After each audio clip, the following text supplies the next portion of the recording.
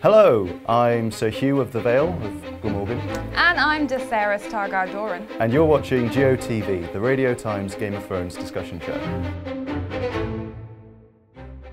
Winter is here, so on this week's show we'll be taking a look back at what happened at the end of Series 6 and a look ahead at what's to come in the very exciting Series 7. It's been more than a year since we last visited Westeros, so you might have forgotten what happened in Season 6. Here's everything you need to know in 60 seconds. Jon Snow was brought back from the dead. Arya went blind, became a deadly assassin, and returned to Westeros to kill Walder Frey. Sansa and Theon escaped from Ramsay and joined up with Brienne of Tarth. Bran learned all about his family's past through some magical visions. Across the Narrow Sea, Daenerys was captured by some Dothraki and escaped to smash the slavers attacking her city, Meereen. The Hound was found alive and planned his revenge. Sam and Gilly met the parents, then headed to Old Town for Maester training. Benjen Stark returned from the dead to save Bran and Meera from the White Walkers, but he was too late to stop the death of poor Hodor. Yara and Theon had to leg it when the Iron Islands elected a new leader, psychotic pirate Euron Greyjoy. Jon, Sansa and Davos defeated Ramsay and took Winterfell back for the Starks. Cersei worked through her issues with the High Sparrow and Marjorie by blowing them and several other high-profile enemies up.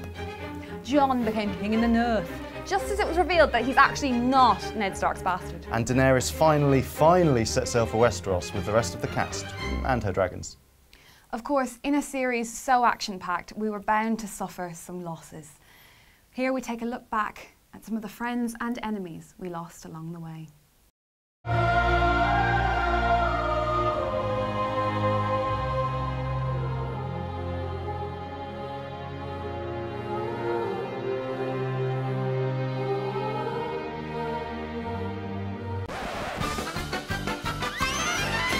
So Series 7 is almost upon us and plenty of characters are still alive. But where are they, what are they up to, and what could it mean for the upcoming Series 7?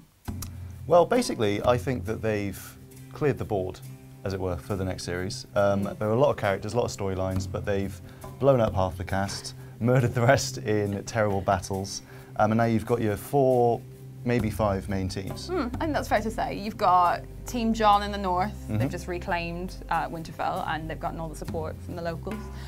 Team Dany sailing across the Narrow Sea. Team Cersei in King's Landing, she's wiped out the Tyrells and everyone, so now it's just her. And then you've got the Ironborn, the ones that aren't allied with Daenerys, Euron and his crew, who probably will team up with Cersei, I think so. I think he's got that kind of killer instinct that she's gonna look for. Yeah, and then the ones to beat, the biggest team, Team White Walker, the terrifying ice monsters who are going to come around and kill everyone, making the whole who's going to sit on the Iron Throne thing a bit redundant. Well, we know Cersei is currently sitting on the throne, so Team Cersei we should probably discuss first. They're in King's Landing, they've got control. I don't know if Jaime's necessarily happy about it. He came back at the end of Series 6, discovered his son was dead, which is a lovely thing to come home to, and saw his sister sitting pretty on the throne. Yeah, having done the thing that he previously killed a king for doing, blowing up King's Landing with wildfire. There is, of course, that prophecy that suggests that Cersei will be killed by a brother. Yes, the little brother. She always assumes it's our fave Tyrion Lannister, who is literally little and her brother, but Jaime is younger than her. He's a little brother. Could be Jaime. Could be the twist. Lover's Tiff. Oh, it was a weird show. So he'll have to get through the mountain first because she's got her local bodyguard in situ at all times. Speaking of major sibling rivalries, I think Team Jon could be hit by some of that because Littlefinger's up in Winterfell, kind of pouring some pestilence into Sansa's ear. That's a term I learned in my GCSE English. And he's basically saying, Sansa, you're a lady of Winterfell, and now we know that Jon isn't necessarily the real heir. That's true. The last series obviously saw Jon proclaimed King of the North because he's Ned Stark's son. But as we learned, he's actually not Ned Stark's son. And while it doesn't seem like that many people would know that, Littlefinger seems like the sort of guy who has enough fingers and enough pies to know exactly what's going on. Well, we've seen in the trailer for Season 7 that there seems to be some sort of scene in front of Lyanna Stark's tomb which involves Jon wrapping his hands around Littlefinger's throat. Yeah, I mean, we'd all love to do it, but it's possible he has more cause than many in this occasion. And the last time Littlefinger was pictured in front of that tomb was alongside Sansa when he was basically telling her, I know a lot more about your auntie than you do. And even if that isn't the big crux of what happens between them, I think there's going to be a lot of sparring, especially when Arya comes back into the fold, if she does. Yeah, we can't tell. We don't know yet whether she'll be returning to Winterfell and reuniting. But there's also the chance that she will, which I think would be amazing. And then there are still Bran and Mira who are trying to get back from beyond the wall, back to Winterfell. And of course, if Jon doesn't learn the truth from Littlefinger, could he learn it from his little brother? Yeah, this is going to be the biggest high-budget issue of Jeremy Kyle the world's ever seen. On the Narrow Sea, Team Dany, who could be related to Jon, because Jon's rumoured dad is Dany's big brother. That's right. Yeah. So she's sailing back across to Westeros.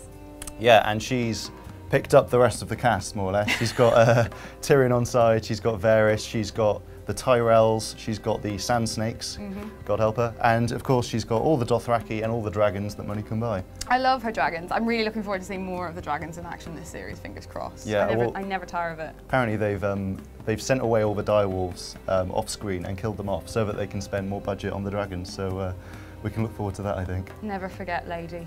Never forget. Poor old lady. There is a chance, though, speaking of the direwolves, I don't mean to dip too far away from Team Dany, but there's a lot of talk that possibly Arya will be reunited with Nymeria. That's true. really Arya's, like to see. all the Stark kids got a direwolf. Yes. All but 2 have died. Yes. Jon's one, Ghost, the white one, and alive. Arya's Nymeria, who was sent off into the wild, old Yella style, in Series 1. But it's been hinted for a while that she could come back, and now a couple of people on set have mentioned beautiful wolf scenes, so fans are excited that she could be back. Who do you think would win in a battle between a dragon and a direwolf? I mean, definitely a dragon. It's a massive killing machine that can Silly breathe fire question. versus an oversized dog. I just like dogs, leave me alone. I know. And then Team Ironborn, we briefly touched on them. Team Squiddly Diddly, So as I like to half call of them are sailing with Dany. Yeah, that's right. So Theon and Yara Greyjoy have given their ships to Dany. Yep. Euron Greyjoy, he of the scary pirateness. Psychotic pirate. Yeah, that guy. Yeah, you remember him. He is determined to build a new fleet and enact some mischief. So I'm guessing just by dint of where everyone else is, he'll probably end up with Cersei. Yeah, he wants to sail to Westeros and so show Cersei's what he's got in like a form of a ship collection. Tongue twister. Good to qualify. And then, yeah, the White Walkers. I don't really know what more we need to say about Team White Walker other than... I literally picture them showing up and doing this. Yeah, doing the move. Doing their move. Yeah. And I think that most of this season is going to be Jon being the grown-up, stopping everyone squabbling and trying to get them to team up against the unkillable ice zombies who are coming from the north to wipe everyone out. In the trailer, Davos says something like, who cares whose skeleton sits on the Iron Throne? And I think that's going to be a big theme of the series this year. Yeah, it's going to be a big year, I think. The stage has been set. We've got new characters coming in. We've got a couple of new characters, yeah. I mean, after clearing the board last year, they're not putting too many back in, but you've got UK legend, British national treasure Jim Broadbent is joining the cast, finally, as Archmaester Marwyn, aka Marwyn the Mage, who's a kind of badass Dr. Monk, who is obsessed with dragons and who in the books heads off to find Dany and help her out, so maybe he'll fulfill a similar function here. Fingers crossed he'll be a little bit more successful than he was as Professor Slughorn in Harry Potter. Yes, Who did reveal a lot of secrets, but that's a story for another franchise. Yeah, and also based on the trailers this year, we can expect bigger and better battles than ever before. I mean, it's a shorter season, it's 7 episodes, some of which are a bit longer than usual, but they've got the same budget, so basically they've packed in even more into each of those episodes, I think. There were a lot of rumours, weren't there, that this series episodes were going to be longer than ever before, that the season opener was going to be longer than ever before, and the finale longer than ever before, and of course, it's just not true. The odd episode's a bit longer, but not significantly. It's like a minute or two, and the last one's a bit longer, but it's not much longer than before, than series finales before. I think the big change is going to be budget. I mean, they've said in recent interviews that before they tried to have like a big moment a season or 2 big moments. Now they're saying every episode is a big moment. Yeah, I did, and the plot is going to move a lot faster. Yeah, I mean, you've got stuff that would have taken 2 seasons will happen probably in about half an episode. You've got huge dragons on the battlefield, people with flaming swords, getting business done. You've got White Walker fights. It's, as you can tell, I'm quite excited. Well, there's some major questions that need answering. I know there's one big theory about Arya possibly coming back. She's been pictured with this dagger on her side. Is it a cat's paw? Yeah, it's Littlefinger's dagger, which he gave to someone to kill Bran pretty unsuccessfully, and it's sort of been used, sort of buffed it around the series a bit since then. So Arya having it might suggest that she's nicked it off Littlefinger, or possibly finally put Littlefinger in the ground. It's quite a bleak way of describing it, but it is Game of Thrones. We're on message, we're on theme. And like you say, the big battles, and then I'm wondering, will we see things completely sorted among the houses in Westeros by the end of this series to then like make way for like a massive White Walker face-off in the last series? Well, that's interesting, yeah. I mean, they've definitely been heading towards that way. They've really simplified it this series. And if, like we said earlier, it does turn out that Cersei gets taken out, Jaime kills her maybe, then you've pretty much just got Dany and Jon working together, maybe taking on the White Walkers. I could see it happening. Well, the big thing is that we all want to know, are Dany and Jon going to meet? Because, of course, they could be family. Yeah, they could be something more. I mean, this is Game of Thrones. It is, actually, that's true. Yeah, so everyone's having it off with their cousins and so on. But I reckon they'll meet. I mean, you've got them on the same continent. It's a 7-episode series. I can't imagine why you wouldn't want to have them meet by this point. It would be quite weird for them not to. And then there is the question of whether Tyrion is possibly a Targaryen. Oh yeah, well hopefully we'll go into that a bit in a future episode. But yeah, there's this theory that there's another secret Targaryen like Jon, and people think it's Tyrion for various reasons. In the book he's described as being quite Targaryen-like. He looks a bit different on screen, but I don't think anyone will really care, will they? I don't know, they've been teasing his fascination with the dragons in a lot of trailers and in a lot of the kind of last episodes of the last series, and he is the Hand of the Queen now. It's true, and his father always hated him. Could it be because he knew he wasn't really his son? Or it might have been because he shot him on the toilet with a crossbow. I mean, another Jeremy Kyle moment from Game of Thrones. So that's it from us this week. Hopefully we'll be back every week, every Monday, after each episode airs on Sky Atlantic here in the UK. And yeah, we're excited to see what happens next with Game of Thrones. We don't know anything more than you do, so it's going to be great.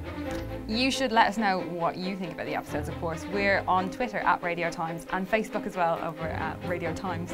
Who knew? So do leave your comments, your theories. You never know, a fan theory might even pop up along here. We are very short of ideas, so anything you can help with would be great. But yeah, thanks for watching, and remember, Valar Morghulis, all men must die.